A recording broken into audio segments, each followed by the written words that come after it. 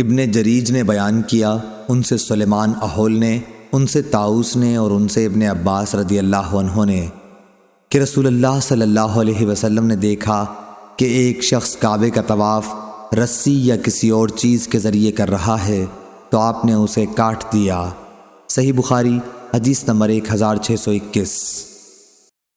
حمید بن عبد الرحمن نے بیان کیا اور انہیں ابو ہریرہ رضی اللہ عنہ نے خبر دی کہ ابو بکر صدیق رضی اللہ تعالی عنہ نے اس حج کے موقع پر جس کا امیر رسول اللہ صلی اللہ علیہ وسلم نے انہیں بنایا تھا، انہیں 10ویں تاریخ کو ایک مجمع کے سامنے یہ اعلان کرنے کے لیے بھیجا تھا کہ اس سال کے بعد کوئی مشرک حج بیت اللہ نہیں کر سکتا اور نہ کوئی ننگا رہ کر طواف کر سکتا ہے۔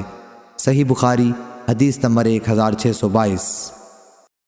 سفیان بن عینہ نے بیان کیا، ان سے عمرو نے بیان کیا، انہوں نے کہا کہ ہم نے عبداللہ بن عمر رضی اللہ عنہ سے پوچھا کہ کیا کوئی عمرے میں صفا مروہ کی سعی سے پہلے اپنی بیوی سے ہم بستر ہو سکتا ہے؟ انہوں نے کہا کہ رسول اللہ صلی اللہ علیہ وسلم تشریف لائے اور کعبے کا طواف 7 چکروں سے پورا کیا، پھر مقام ابراہیم کے پیچھے 2 رکعت نماز پڑھی اور صفا مروہ کی سعی کی۔ پھر عبداللہ بن عمر رضی اللہ عنہ نے فرمایا کہ تمہارے لیے رسول اللہ صلی اللہ علیہ وسلم کے طریقے میں بہترین نمونہ ہے۔ صحیح بخاری حدیث نمبر 1623۔ عمرو نے کہا کہ پھر میں نے جابر بن عبداللہ رضی اللہ عنہ سے اس کے متعلق معلوم کیا تو انہوں نے بتایا کہ صفا مروہ کی سعی سے پہلے اپنی بیوی کے قریب بھی نہ جائے۔ صحیح بخاری حدیث نمبر 1624۔ قریب نے عبداللہ بن عباس رضی اللہ عنہ سے خبر دی، انہوں نے کہا کہ رسول اللہ صلی اللہ علیہ وسلم مکہ تشریف لائے اور 7 چکروں کے ساتھ طواف کیا، پھر صفا مروہ کی سعی کی۔ اس سعی کے بعد آپ کعبہ اس وقت تک نہیں گئے جب تک عرفات سے واپس نہ لوٹے۔ صحیح بخاری حدیث نمبر 1625۔ امام مالک رحمہ اللہ نے خبر دی، انہیں محمد بن عبد الرحمن نے، انہیں عروہ نے، انہیں زینب نے اور انہیں ام المومنین حضرت ام سلمہ رضی اللہ عنہا نے کہ میں نے رسول اللہ صلی اللہ علیہ وسلم سے شکایت کی۔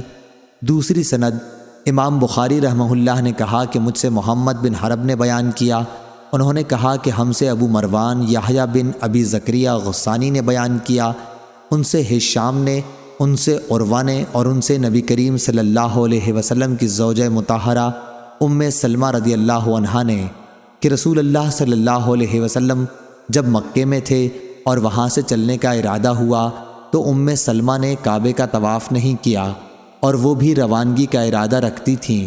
آپ نے ان سے فرمایا کہ جب صبح کی نماز کھڑی ہو اور لوگ نماز پڑھنے میں مشغول ہو جائیں تو تم اپنی اونٹنی پر طواف کر لینا۔ چنانچہ ام سلمہ رضی اللہ عنہا نے ایسا ہی کیا اور انہوں نے باہر نکلنے تک طواف کی نماز نہیں پڑھی۔ صحیح بخاری حدیث نمبر 1626۔ عمرو بن دینار نے بیان کیا، انہوں نے کہا کہ میں نے ابن عمر رضی اللہ عنہ سے سنا، انہوں نے کہا کہ نبی کریم صلی اللہ علیہ وسلم مکے میں تشریف لائے تو آپ نے خانہ کعبہ کا 7 چکروں سے طواف کیا اور مقام ابراہیم کے پیچھے 2 رکعت نماز پڑھی، پھر صفا کی طرف سعی کرنے گئے اور اللہ تعالیٰ نے فرمایا ہے کہ تمہارے لیے رسول اللہ صلی اللہ علیہ وسلم کی زندگی بہترین نمونہ ہے۔ صحیح بخاری حدیث نمبر 1627۔ یزید بن زری نے بیان کیا، ان سے حبیب نے، ان سے عطا نے، ان سے عروہ نے، ان سے ام المومنین حضرت عائشہ صدیقہ رضی اللہ عنہا نے کہ کچھ لوگوں نے صبح کی نماز کے بعد کعبے کا طواف کیا، پھر ایک وعظ کرنے والے کے پاس بیٹھ گئے اور جب سورج نکلنے لگا تو وہ لوگ نماز طواف کی 2 رکعت پڑھنے کے لیے کھڑے ہو گئے۔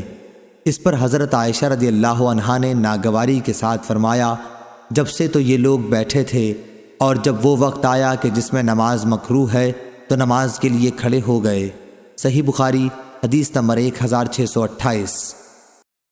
موسیٰ بن عقبہ نے بیان کیا، ان سے نافع نے کہ عبداللہ بن عمر رضی اللہ عنہ نے فرمایا، میں نے نبی کریم صلی اللہ علیہ وسلم سے سنا ہے، آپ صلی اللہ علیہ وسلم سورج طلوع ہوتے اور غروب ہوتے وقت نماز پڑھنے سے روکتے تھے۔